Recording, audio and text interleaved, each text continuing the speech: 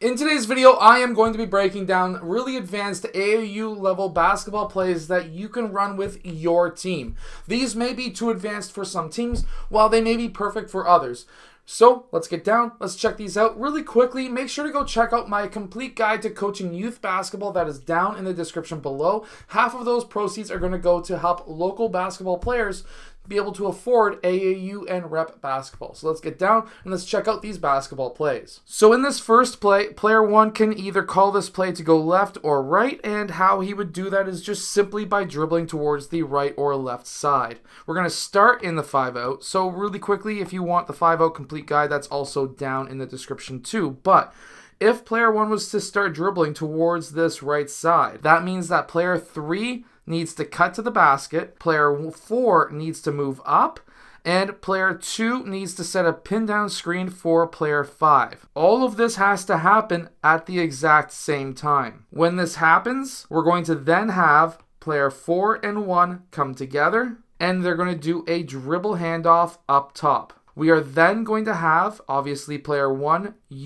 doing a screen inside that dribble handoff. Player 4 is going to dribble up top, and he is then going to be met by a screen by player 5. Meanwhile, player 2 and 3 are going to be staying in the low post temporarily. Players 4 and 5 are going to come together, 5 doing that screen. And at this time, player 2 is going to be popping, and player 3 is also going to be popping, but instead of popping to the corner, he's going to be setting a back screen for player 1. What this is going to do is it's going to allow player 5 to have the open lane to be able to attack the basket. It's also going to allow player 4 to potentially attack the basket as well. Obviously, the number one option being number 5.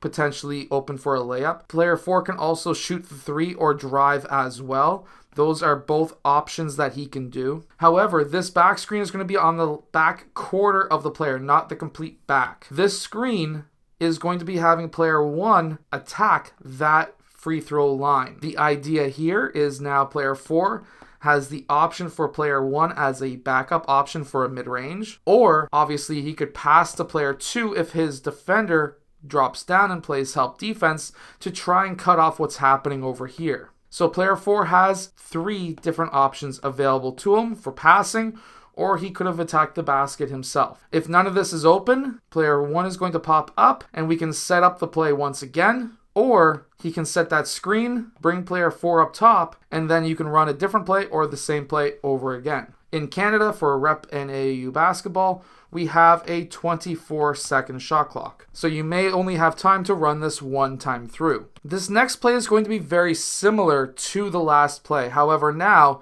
we're going to have player 1 cut across and player 4 dribble out towards this left side. When this happens, player 2 is going to lift, and now player 2 is going to get that ball. He's going to come off of player 4. Obviously, player 4 is setting that screen. Player 1 is setting the screen on this side. And then player 3 is going to be cutting towards the rim. Player 4, instead of rolling to the basket, he is going to pop out towards that three-point line.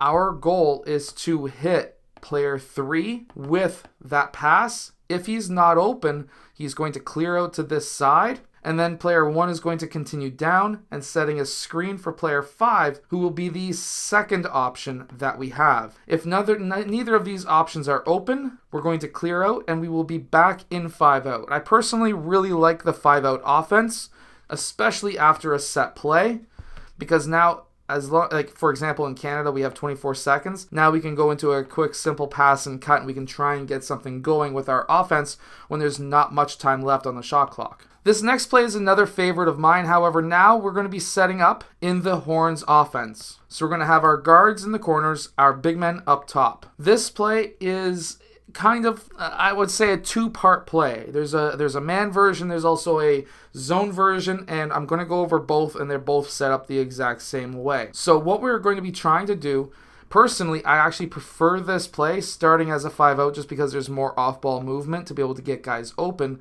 But player 5 and 4 are going to sprint to the elbow at the exact same time. When that happens, players 2 and 3, they're going to be cutting down towards the corners at the exact same time as well.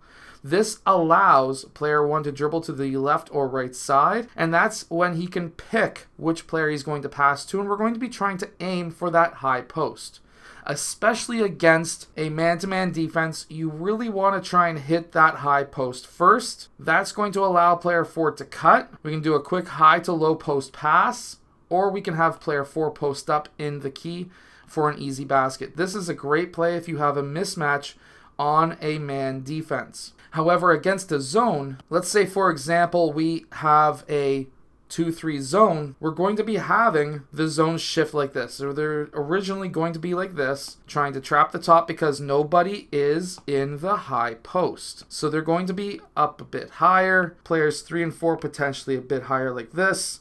We may have player 2 guarding the high post just in case there's a team that's afraid of somebody attacking the high post, so it might be more of a 1-1-3. But let's just say, for example, we have the 2-3 zone set up like this, where player 1 is trying to force sideline, player 2 is trying to force sideline because nobody wants the ball up middle. Let's just assume that. Well, with us now getting this off-ball movement, we now have the potential for a player in the high post to be open. Now, when that happens, these guys are going to shift down. When player 5 cuts across in front of player 5, we can get a quick pass into player 5 for a potential layup.